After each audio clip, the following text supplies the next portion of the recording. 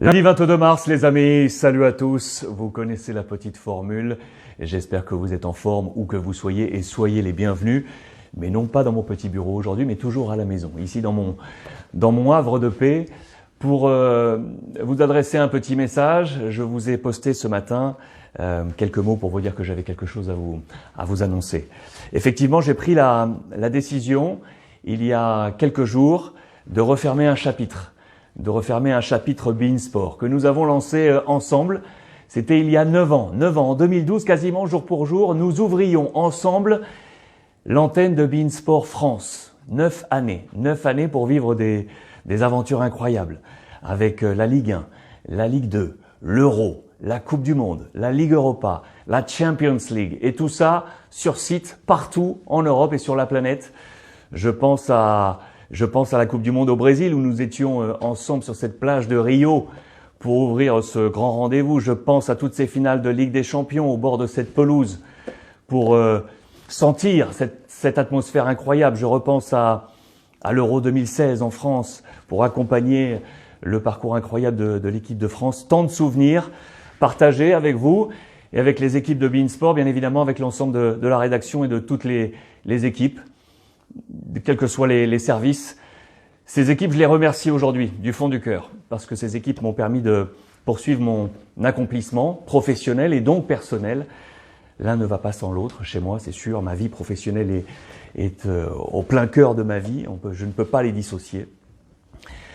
Alors voilà, je voulais adresser un grand merci et je souhaite le meilleur à beIN Sport. Et je sais qu'aujourd'hui, en 9 ans, cette chaîne est devenue une référence en France, en Europe et sur la planète sport. Et ça, c'est grâce aux équipes de beIN et grâce à vous, les abonnés, qui nous avez accompagnés. Je suis fier à ma mesure d'avoir apporté une petite pierre à cet édifice.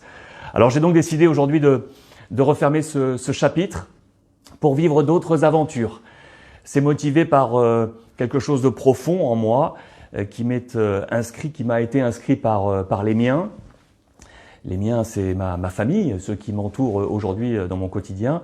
Également mes parents qui m'ont éduqué et forgé un esprit, une mentalité, une façon de vivre, une façon d'être, une façon de partager. Je pense également à mon frère, Fabien, un petit peu plus jeune que moi, pour qui j'ai une pensée infinie. Et je voulais partager cette pensée avec vous en vous faisant part de quelque chose qui m'est très cher. Je voulais vous montrer ce petit bouquin, un petit livre comme ça, qui est signé Fernando Savater. Le titre « Éthique à l'usage de mon fils » aux éditions du Seuil. Chaque année, depuis que nous sommes adolescents avec mon frère, mes parents nous ont offert à chaque année un petit bouquin pour baliser nos vies et y inscrire leurs pensées, leur vision de la vie.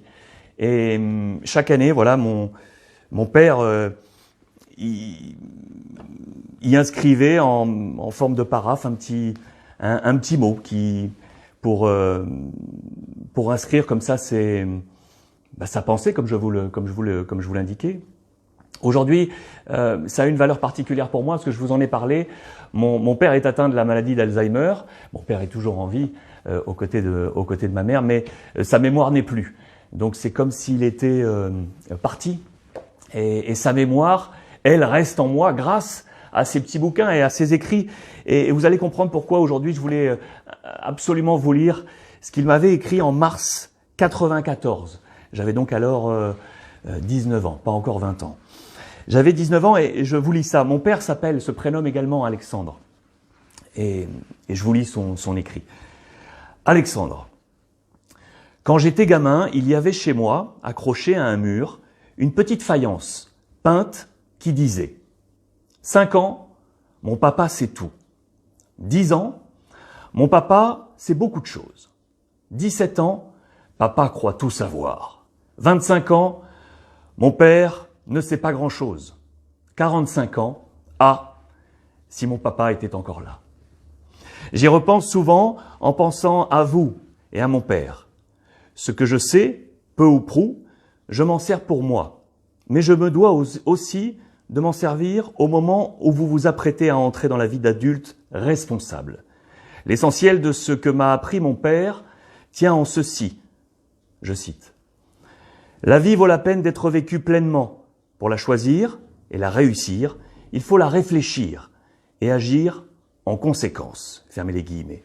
C'est cela l'éthique et c'est cela que Fernando Savater explique si bien à son fils dans ce petit essai.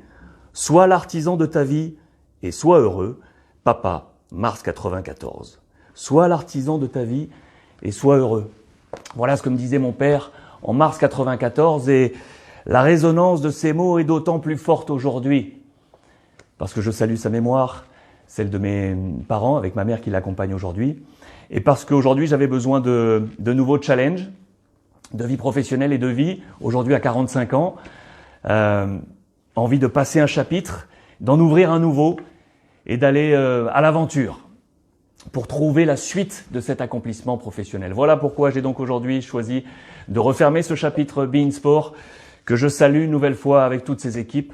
Longue vie à cette chaîne fabuleuse et j'espère pouvoir trouver moi la suite de mon accomplissement. Les amis, soyez sûrs que nous allons continuer à vivre notre passion ensemble. Ce qui est sûr, c'est que je compte sur vous. Ce qui est sûr également, c'est que vous pouvez et que vous pourrez compter sur moi. Soyons l'artisan de nos vies, les amis, et soyons heureux.